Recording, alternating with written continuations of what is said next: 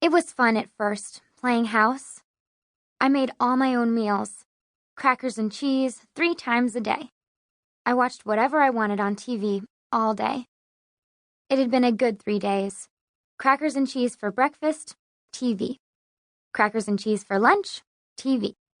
Crackers and cheese for dinner, TV, bed. Nothing to think about but TV and cheese. A perfect world.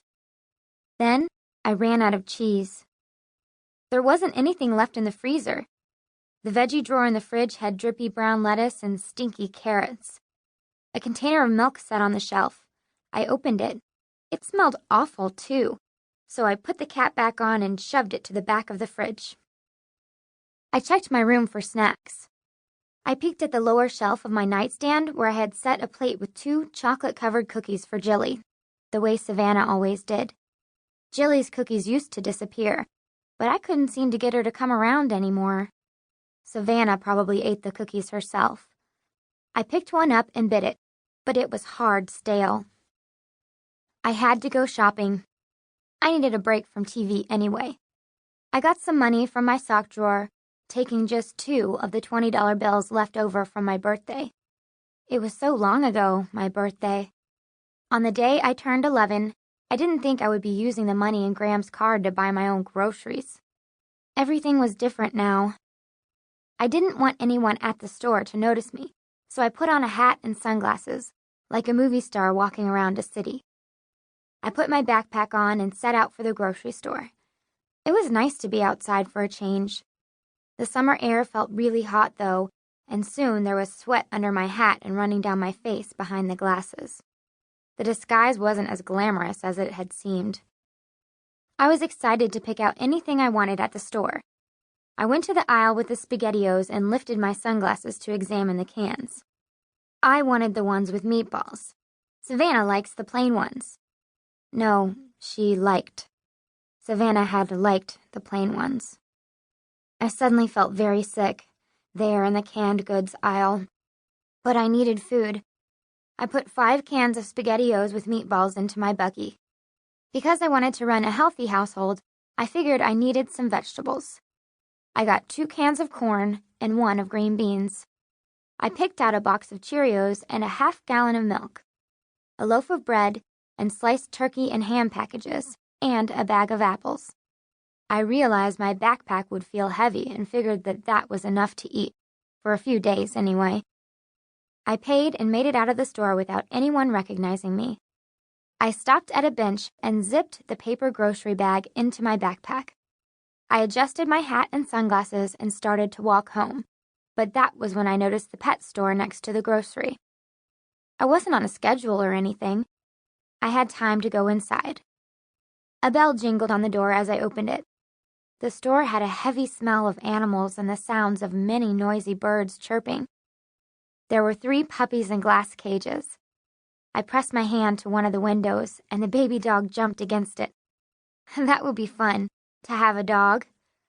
I took the wad of leftover money out of my pocket and looked at it. The puppies cost hundreds of dollars each.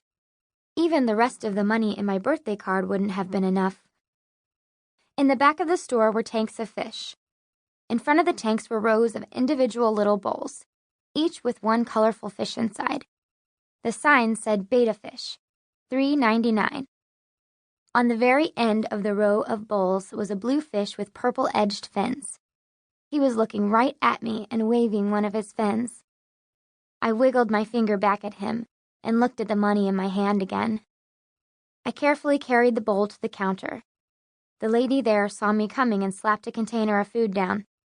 "It's $2 extra," she said. "That's fine, ma'am." I watched as she moved my fish into a plastic bag, tied it, and handed it to me. "What's his name?" she asked. "Sammy," I said. I held his bag carefully in my hand the whole way home. I had everything I needed to run a household: a house, food, and a new family. From now on, it would just be me, Aubrey, and Sammy, the 2 of us and no one else. We'd had a fish before, a goldfish. I found her old bowl with blue pebbles under the kitchen sink. I hummed as I rinsed the pebbles without soap to keep Sammy's water suds free.